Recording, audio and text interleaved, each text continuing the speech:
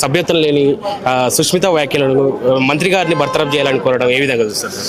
అంటే మంత్రి గారికి సోషల్ రెస్పాన్సిబిలిటీ ఉంటుంది, ప్రభుత్వ రెస్పాన్సిబిలిటీ ఉంటుంది, పార్టీ రెస్పాన్సిబిలిటీ ఉంటుంది.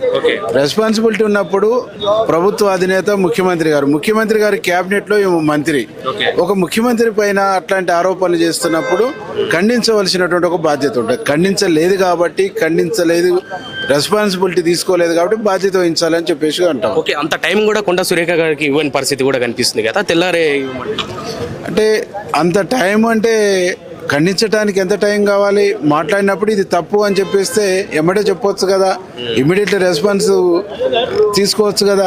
రెస్పాన్స్ తీసుకోకపోగా, ఖండించకపోగా క్రమశిక్షణ సంఘం ఇచ్చినటువంటి సోకాజు నోటీసులోనైనా ఇది తప్పే, దీన్ని నేను చింతిస్తున్నాను అనేటువంటి ఒక పాశ్చాత్తాపడ్డట్టు ఒక పదం కూడా రాకపోవటం అంటేనే బాధ్యత రహితం కదా.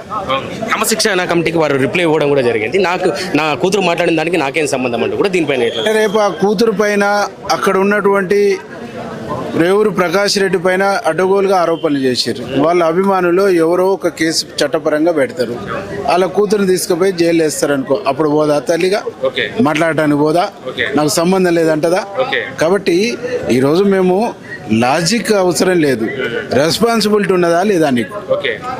నువ్వు ఒక ప్రభుత్వంలో క్యాబినెట్లో మీ క్యాబినెట్ నాయకుని మీదనే, మీ క్యాబినెట్ లీడర్ మీదనే మాట్లాడుతున్నప్పుడు కంట్రోల్ చేసుకోవాల్సినటువంటి బాధ్యత, క్రమశిక్షణ పెట్టుకోవాల్సినటువంటి బాధ్యత ఉన్నదా లేదా? మొత్తానికి కొండా సురేఖ ఫ్యామిలీ హైడ్రామా ఆడుతున్నారని చెప్పొచ్చా సార్? సరే, హైడ్రామా ఆడుతురా ఏదా అనేటువంటిది సెకండరీ. మా ముఖ్యమంత్రిని ఖండించలేదనేది ఫస్ట్.